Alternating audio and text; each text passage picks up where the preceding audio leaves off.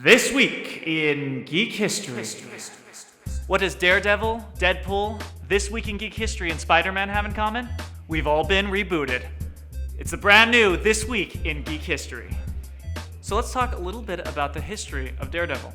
In April 1964, Jack Kirby and Stan Lee came together to give us a brand new hero, a superhero whose great power did not come with great responsibility, but instead came with great disability.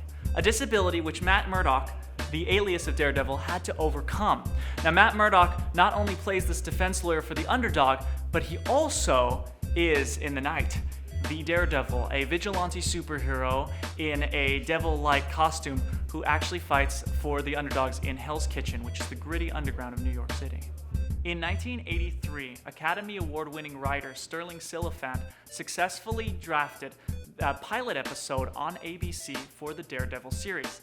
Sadly, it never aired, and so Daredevil was not seen on television until 1989.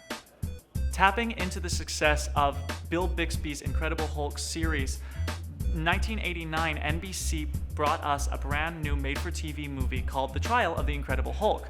This featured Matt Murdock actually playing as the Hulk's lawyer. Well, probably Dr. Banner's. But a very interesting thing about this film is that you'll never see Daredevil in his iconic red costume. It isn't until 2003 that we'll see this when 20th Century Fox casts Ben Affleck as the titular character, the Man Without Fear, which incidentally is the name of the 1993 graphic novel by Frank Miller, which inspired the Netflix original series. Daredevil Season 1 premiered on April 10th, 2015, and that brings us back to the present. Tomorrow, March 18th, 2016, we'll see the release of Season 2 of Daredevil on Netflix.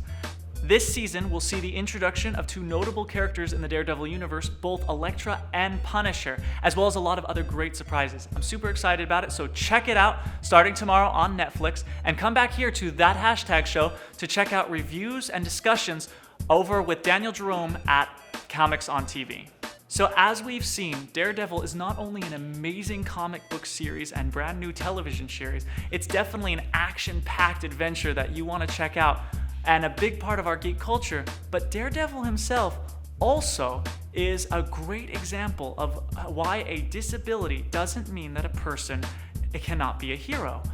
And I like to think that along with civil movements of the time, stories like Daredevil are the reason why our world has moved in the direction it has, with such implementations like in the 1990s with the Americans with Disabilities Act, which, like Murdoch, believes that everyone should have a chance at justice. So that is going to wrap things up for our first episode of this newly rebooted This Week in Geek History.